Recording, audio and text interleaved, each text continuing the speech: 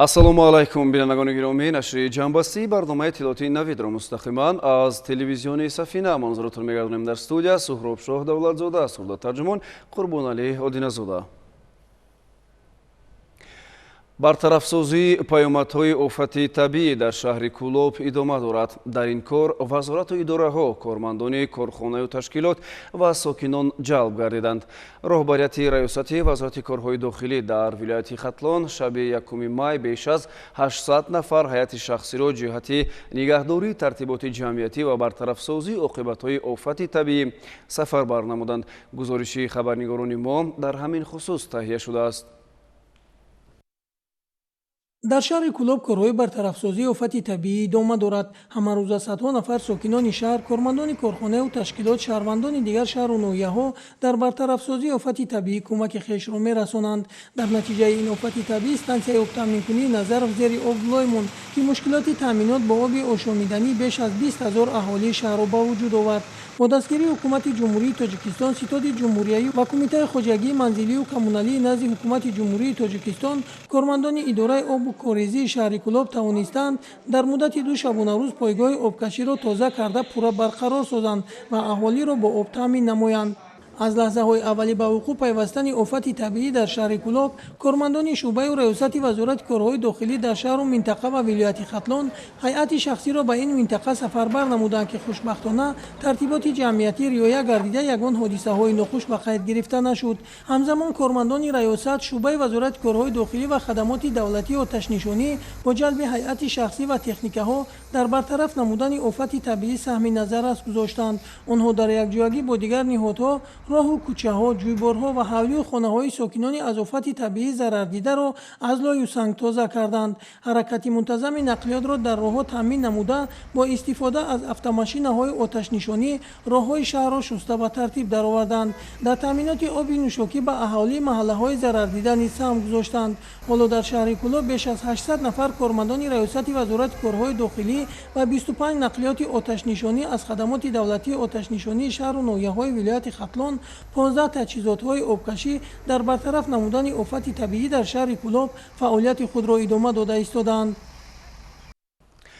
имрӯз ҷаласаи навбатии иҷлосияи дуюми маҷлиси намояндагони Маҷлиси Олии Ҷумҳурии Тоҷикистон давати ҳафтум баргузор гардид. дар иҷлосия, ки таҳти раёсати раиси Маҷлиси намояндагони Маҷлиси Олии Ҷумҳурии Тоҷикистон Файзалӣ Идизода доир гардид, лоиҳаи қонунҳои Ҷумҳурии Тоҷикистон дар бораи таъмини ҳуқуқ ва ҳифзи иҷтимоии шахсони маъюбият дошта.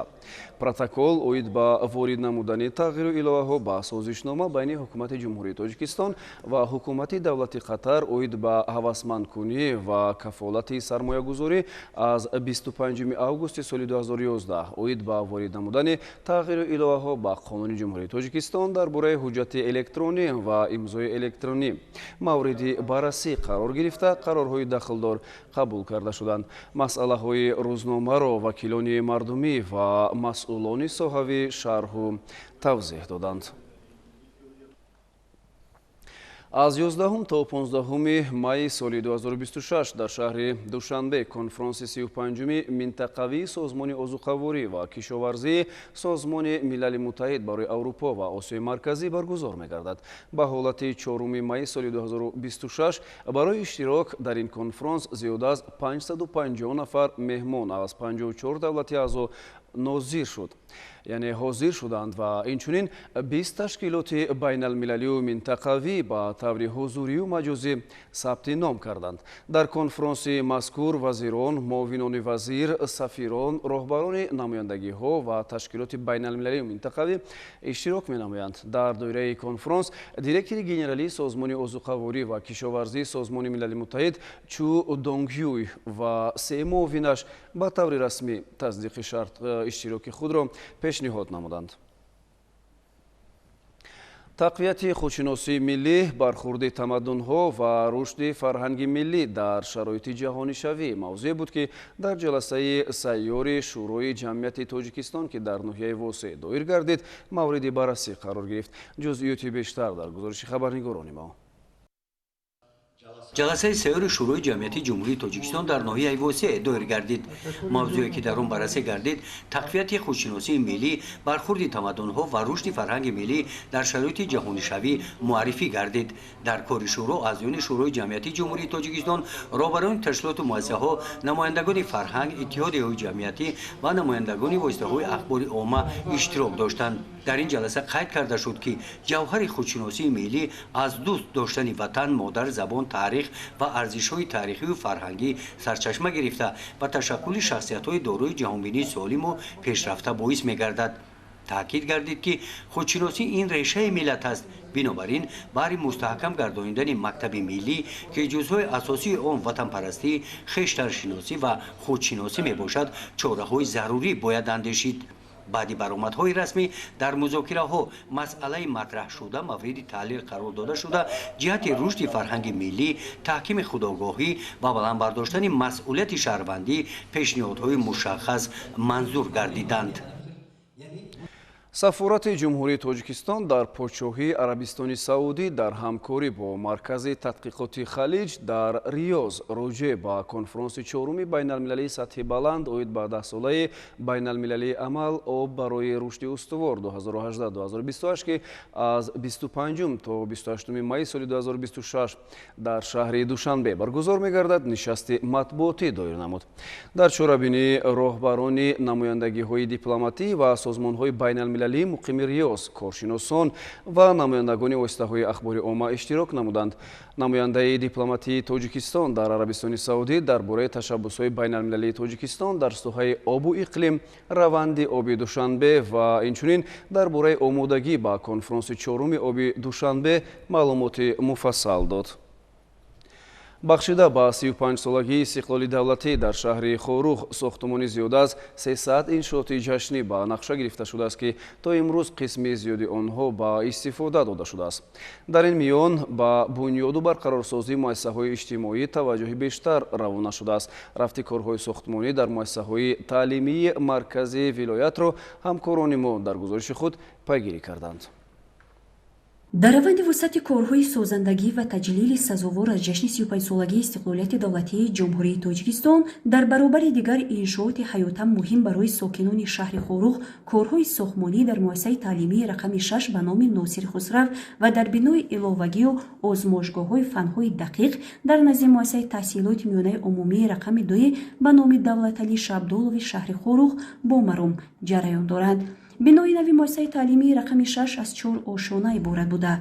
در آن در برابر صنفخانه‌ها اینچنین آشخانه، کتابخانه، تالار ورزشی بنیاد می‌گردد. عین حال در اینجا زیاد از 20 نفر ساختمانچیان از ناحیه‌های شغنان و رشدقلعه و شهر خوروغ فعالیت نموده با خوراک گرم تامین می‌باشند. اینچنین با در نظر داشت به طلبات زمان مطابق نمودن فعالیت تعلیم و تدریس در مؤسسه تعلیمی میانه عمومی رقم 2 به نام دولتعلی شبدولوی شهر خوروغ، کارهای بنیادی در بنای علاوگی با آزمایشگاه‌های فن‌های دقیق هدفمندانه جریان دارند. بنای علاوگی از 3 آشخانه عبارت بوده. در آن 15 صنفخانه و آزمایشگاه‌ها، 2 اتاق کاری، 1 اتاق آموزگاران ساخته شده. امکانیت فراگیری 400 نفر طالب علم در یک بست فراهم آورده می‌شود. امروزها 10 نفر ساختمانچیان از جمعیت دارای مسئولیت محدود سنگریزی کلاب و کارهای آرماتوربندی و بتونریزی مشغول کار می‌باشند. بنای علاوگی مؤسسه تعلیمی میانه عمومی رقم 2 به نام دولتعلی شبدولوف در اساس پرینسیپ مکتب سبز بنیاد گردیده. جهت تامین آن با نیروی برق از واسطه‌های زمانوی استفاده برده می شود. در بام بنا نصب پنل‌های آفتابی با توانایی از 45 تا 60 کیلووات ساعت نیروی برق به نقشه گرفته شده. این عامل نظام گرمدهی را نیز در بر میگیرد. با انجام کارهای بنیادی نه تنها شرایط تعلیم و تدریس بهبودی می‌یابد، بلکه مرکز ولایت مختار کوهستانی بدخشان شهر خوروغ را باز یک عمارت خوشتر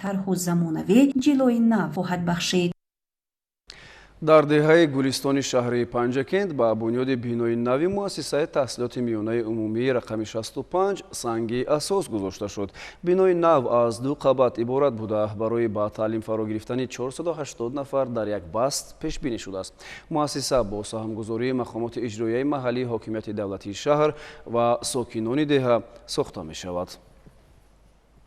با مناسبت تجلیل شایسته از 35 سالگی استقلال دولتی جمهوری تاجیکستان با مانند همه منطقه ها در ناحیه باباجان غفوروف نیز بنیادکاری ها با سرعت و صفت بلند ادامه دارند.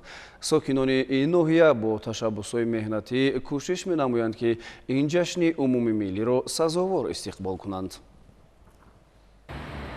ناحیه باباجان غفوروف دارای بیش از 400,000 نفر اهالی و 12 جماعت بودند. به استقبال 35مین سالگرد استقلال دولتی جمهوری تاجیکستان کارهای بنیادکاری و سازندگی و آبادانی در مرکز معموری ناحیه شهرک غفوروف و همه جماعت‌های دهاتی آن با مرام ادامه دارد. امروزها کارمندان مؤسسه دولتی سرریاست آبادانی کبودزارکنی و خواجگی منزلی و کمونالی ناحیه برای گلزار و کبودزارکنی و چراغانکنی مرکز معموری ناحیه و بخصوص شهرهای خوجان غفوروف کوشش زیاد به خرج می‌دهند. کارمندان مؤسسه ما نیز در قطار دیگر ساکنان کشور بهر آبادی کشور سهمگزار بوده و همه ما بهر آباد نمودن ناحیه باباجان غفوروف و کبودزارکنی مشغولند. همچنین جماعت‌های دهاتی باباجان غفوروف طی سال‌های آخر رو به رشد آورده با بنیاد انشاءات‌های کار و خدمت رسانی، معارف و تندرستی، ورزشی و امثال آن سیمای خود را کلاً به بهبودی تغییر دادند. چنانچه در جماعت دهاتی یاوه نیز چنین دگرگونی‌ها به نظر می‌رسند. از 70 عدد انشاءات‌های جشنی و نقشه کاری گرفته شده تا به این روز اکثریتش ساخته و استفاده داده شده است. با آبادانی دهه صاحبکاران، شخصان سخاوت پیشه و ساکنان جماعت فعالانه سهمگذاری کرده ایستادند. باید تذکر داد که در ناحیه باباجان غفوروف با مبلغ گذاری مقامات اجرایی حاکمیت دولتی ولایت ناحیه همچنین با کمک و دستگیری صاحبکاران، شخصان سخاوت پیشه و ساکنان بنیاد انشاءات‌های کار و خدمت رسانی با مرام ادامه دارد. در ناحیه شغنون ساختمان گرمخانه زمانوی با مرام جریان دارد. گرمخانه با استفاده از تکنولوژی معاصر بنیاد گردیده برای پرورش سبزیجات، کبودی و دیگر محصولات کشاورزی در تمام فصل‌های سال مساعدت خواهد کرد. همزمان در ناحیه نهالخانه و باغ اینتنسیوی و حوض ماهی پروری بنیاد کرده می شود. در ناحیه شغنان بنیاد گرمخانه زمانوی با مرام ادامه دارد. مورد به ذکر است که گرمخانه با استفاده از تکنولوژی‌های معاصر بنیاد گردیده برای پرورش سبزیجات، کبودی و دیگر محصولات کشاورزی در تمام فصل‌های سال مساعدت خواهد نمود. رهبریت ولایت و دیگر مسئولین از روند کارهای بنیادی گرمخانه دیدن نمودند و جهت سرعت بخشیدن به کارهای ساختمانی، استفاده با ثمر امکانات‌ها و رعایت استانداردهای معاصر استحصالی دستور و سپارش‌های مشخص دادند. همزمان جهت سزاوار پیشواز گرفتن 35 سالگی استقلال دولتی و رشد ساحه کشاورزی، باغ نوبنیاد دهه پاخور از نظر گذرانیده شد. روند نگاه و بین نوباغ تحلیل گردیده تاکید بر آن شد که انتخاب درست نوع‌های درختان میوه دهنده بر راه مانده شود. ذکر گردید که باغ‌های نوبنیاد در آینده ثمره خوب داده برای تامین بازار با میوه‌های خوش‌صفت، تأسیس جای‌های نوی کاری و رشد ساحه کشاورزی ناحیه مساعدت خواهند کرد. رهبریت ولایت و مسئولین از حوض ماهی پروری دهه پاخور ناحیه شغنان نیز بازدید نموده با جریان پرورش ماهی و امکانات‌های رشد ساحه از نزدیک شناس گردیدند. ضمن بازدید تاکید گردید که رشد ساحه ماهی پروری یکی از سمت‌های مهم تامین امنیت عضوخواری و تأسیس جای‌های نوی کاری به حساب می‌رود. مسئولین اطلاع دادند که حوض مذکور دارای امکانات‌های خوب برای زیاد نمودن حجم استحصال و بهتر نمودن تامینات بازار محلی با محصولات تر و تازه ماهی میباشد. президенти ҷумҳурии тоҷикистон муҳтарам эмомалӣ раҳмон мақому нақши омӯзгорро дар ҷомеа баланд арзёбӣ намуда пайваста таъкид менамоянд ки омӯзгорӣ муқаддастарин пешаи рӯи олам аст. ин нукта зимни ҳамоише ки дар муассисаи таҳсилоти миёнаи умумии рақами 1 шаҳри ҳисор дар иртибот ба мақоми омӯзгор доир гардид таъкид шуд. шарҳи бештар дар гузориши ҳамкорони мо. در چورابینی ذکر شد که ملتی که با علم و دانش و فرهنگ و معنویات ارج می‌گذارد ملت آینده‌دار و توانا و صاحب تمدن است. نیاگان بزرگ ملت تاجیک در مسیر تاریخ باستانی خلقمان با آموختن علم و معرفت و کسب و هنر توجه خاص ظاهر نموده توسط آثار جاویدانه انسانیت را با آموختن علم و دانش که عامل رهایی از نادانی و جهالت و رسیدن به رشد و ترقیات است هدایت نموده اند. باعث خوشنودی است که امروزها با تشبث پیوسته رهبر کشور عزیزمان محترم امامعلی رحمان مقام آموزگار در جامعه بلند برداشته شد. زیرا اگر آموزگار به مکتب نباشد سطح معرفت نوکی مردم کاهش می‌یابد. در برابر این همه غمخوری‌های پیوسته پیشوای ملت ما آموزگاران را ضرور است که باز هم بیشتر و پیشتر کار کنیم و شاگردان بهترین را در مؤسسه تربیت نماییم. در همایش تنتنوی به یک زمره استادان و خوانندگانی که در آزمون‌های شهری و منطقوی و جمهوری سزاوار جایهای نمایان گردیده‌اند، تحفه‌های مالی و پولی تقدیم کرده شدند. چاره‌بینی با پیشنهاد برنامه فرهنگی از جانب خوانندگان ادامه کرد.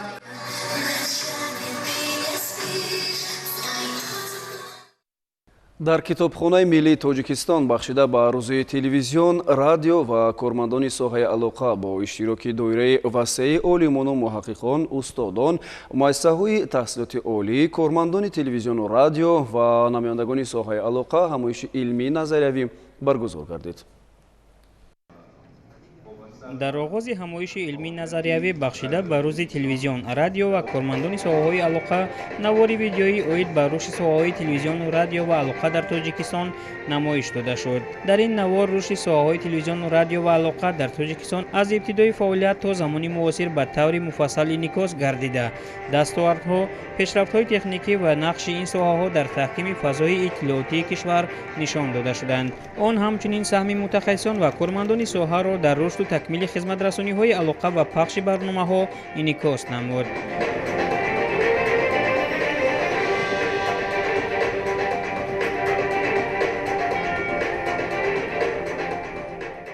нақши телевизион ва радио бо дастгирӣ ва сиёсати хиратмандонаи президенти ҷумҳурии Тоҷикистон ҷаноби олӣ муҳтарам Эмомалӣ Раҳмон ниҳоят бузург аст. тамоми паҳлӯҳои иқтисоди миллӣ, тамоми дастоварду пешрафти Тоҷикистон хушбахтона имрӯз тавассути телевизион ва радио таблиғ мешавад ва кормандони телевизион ва радио бо қувва ва нерӯи нав кӯшиш менамоянд ки тамоми пешрафт ва рушди Тоҷикистонро ҳамаҷониба таблиғ намоянд. дар чорабини оид ба нақши калидии телевизион ва радио дар ташаккули фазои иттилоотӣ, баландбардоштани маърифати ҷомеа ва таҳкими арзишҳои миллӣ андешаронӣ карда шуд. таъкид гардид ки рушди устувори соҳаҳои алоқа ва расонаҳо яке аз самтҳои афзалиятноки сиёсати давлатӣ маҳсуб меёбад. нотиқон ҳадафи асосии ҳамоишро дар баррасии масоили мубрами рушди воситаҳои ахбори омма ва низоми алоқа дар шароити муосир, инчунин муайян намудани роҳҳои такмили фаъолияти касбӣ ва илмии мутахассисони соҳа арзёбӣ карданд. имрӯз муборизаи идеологӣ бар зидди терроризм, ифротгароӣ ва анъанаҳои бегона, фарҳанги бегона беуста тавассути телевизиону радио сурат мегирад, чунки ин қувваи пешбарандаи ҷомеа муайянкунандаи иттилооти дуруст барои тамоми шунавандагону тамошобинон мебошад. нуқтаи аслии дигаре ки имрӯз зикраш бояд бошад, ин ҳам қабули чанде аз барномаҳои давлатӣ мебошад ки дар заминаи татбиқи ин барномаҳои давлатӣ албатта пойгоҳи техникӣ ва гузаштан ба шакли рақамӣ ё худ яъне тайёр кардани кадрҳое ки чӣ дар дохил ва хориҷи кишвар бештар шудааст. баромадкунандагон дар маърузаҳои худ масъалаҳои вобаста ба рақамикунонии расонаҳо, истифодаи технологияҳои муосири иттилоотӣ, густариши шабакаҳои алоқа ва таъсири интернет ба фаъолияти журналистиро мавриди таҳлил қарор доданд. ҳамчунин доир ба масъалаҳои амнияти иттилоотӣ, рақобатпазирии расонаҳои миллӣ ва мутобиқсозии муҳтаво ба талаботи аудиторияи муосир пешниҳодҳо ироа гардиданд. озмуни беҳтарин момодоя ки дар доираи таҷлил аз рӯзи байналмилалии момодояҳо дар вилояти Хатлон роҳандозӣ шуда буд, дар донишгоҳи давлатии Бохтар ба номи Носири Хусрав ҷанбаст гардида ғолибон қадршиносӣ карда шуданд. гузориши ҳамкорони мо дар ин хусус. озмуни беҳтарин момодояҳо байни кормандони 25 таваллудхонаи шаҳру ноҳияҳои вилояти Хатлон баргузор гардид ки аз ин шумора кормандони 6 шуъбаи таваллудии вилояти Хатлон фаъолона иштирок намуда ба даври ниҳоиро хат пайдо намуданд. озмуни мазкур дар арафаи таҷлили рӯзи байналмилалии момодояҳо роҳандозӣ шуда бо мақсади ҳавасмандгардонии момодояҳо, баланд бардоштани сатҳи касбӣ, табодули таҷрибаи пешқадам ва қадршиносии ҷиҳати саҳми арзандаи онҳо дар ҳифзи солимии модару кӯдак баргузор гардид. қайд карда шуд ки саҳми момодояҳо дар ҳифзи солимии модару кӯдак басо назаррас буда, бо кӯмаку дастгириҳои ин ворисони сино сол то сол фавти модару кӯдак дар шаҳру ноҳияҳои мамлакат бахусус вилояти Хатлон камтар ба мушоҳида мерасад. озмун дар ду давр гузашта ки дар даври аввал 25 таваллудхонаҳои шуъбаҳои шаҳри ноҳияи вилояти Хатлон иштирок намуданд. Ба даври дуюм 6 даста ба роҳ дода шуд. дар даври ниҳоии озмуни мазкур 6 даста аз шуъбаҳои таваллудии вилояти Хатлон ширкат намуда, назди ҳакамон донишу маҳорати касбии худро нишон доданд. озмун аз рӯи номинатсияҳои гуногун, аз ҷумла саломнома, саволу ҷавоб ва санадчаҳои ибратомӯз вобаста ба пешгирӣ аз хатарҳои ҳолатҳои таваллудӣ иборат буда, ҳар як иштирокчӣ талош менамуд ки аз худ маҳорати баланд нишон диҳад. хоҳиши он ҳастем ки ҳамин гуна озмунҳо бештар шаваду мо ҷавонон ҳамин хел пешравиҳо кунему дар дониши худро сайқал диҳем. дар анҷом фаъолони озмун аз ҷониби кумитаи тадорукот бо ҷом, сипоснома ва тӯҳфаҳои хотиравӣ қадршиносӣ карда шуданд. гузориши Искандар Давлатов, Толиб Сайф аз шаҳри Бохтар барои барномаи иттилоотии Навид. дар натиҷаи гузаронидани амалиёти навбатӣ аз ҷониби кормандони раёсати бозрасии давлатии автомобилӣ дар шаҳри Душанбе бо иштироки ронандагон силсилаи қоидавайронкуниҳо дар роҳу нақлиёт ошкор карда шуд. гузориши ҳамкасбони мо дар ин хусус. бо вуҷуди таъкидҳои пайвастаи масъулини раёсати бозрасии давлатии автомобилӣ, вазорати корҳои дохилаи ҷумҳурии Тоҷикистон ва баргузор гардидани чорабиниҳои гуногуни фаҳмонидадиҳӣ дар саросари кишвар, ҳанӯз ҳам бархе аз ронандагони воситаҳои нақлиёт талаботи қоидаҳои ҳаракат дар роҳро сарфи назар мекунанд. ин ҳолат нишон медиҳад ки сатҳи масъулият ва дарки аҳамияти қоидаҳои ҳаракат дар роҳ миёни баъзе аз иштирокчиёни ҳаракат ҳанӯз ҳам ба сатҳи кофӣ нарасидааст. қобили зикр аст ки мувофиқи қоидаҳои ҳаракат дар роҳ ронандагон ва пиёдагардон уҳдадоранд ҳангоми наздик омадани воситаҳои нақлиёти бо чароғҳои шӯлавари рангаш кабуд ва сигнали овозии махсус ҳаракати бемамонияти онҳоро таъмин намуда ба онҳо роҳ диҳанд. ба чунин воситаҳои нақлиёт пеш аз ҳама воситаҳои нақлиёти сӯхторхомӯшкунӣ, ёрии таъҷилии тиббӣ, милитсия ва дигар воситаҳои нақлиёт дохил мешаванд ки бо сигналҳои махсус фаъолият мекунанд. ҳоло ин ки воситаҳои нақлиёти ёрии таъҷилӣ барои наҷоти ҷони беморон мешитобанд ва ҳар як дақиқа метавонад барои нафари тақдирсоз бошад. ҳамчунин ронандагон уҳдадоранд ки ҳангоми қарор доштан дар чорроҳаҳо ё назди чароғакҳои роҳнамо, ҳатто дар ҳолати ранги сурх будани чароғак ба воситаҳои нақлиёти махсус фавран роҳ диҳанд ва ба ҳаракати онҳо монеа эҷод насозанд. бояд қайд намуд ки чунин ҳолатҳо аз ҷониби маркази низоми худкори идоракунӣ дар соҳаи нақлиёт шаҳри бехатар ба қайд гирифта мешавад ва дар чунин маврид роҳ додан ба воситаи нақлиёти махсуси таъҷилӣ ҳамчун қоидавайронкунӣ ҳисобида намешавад.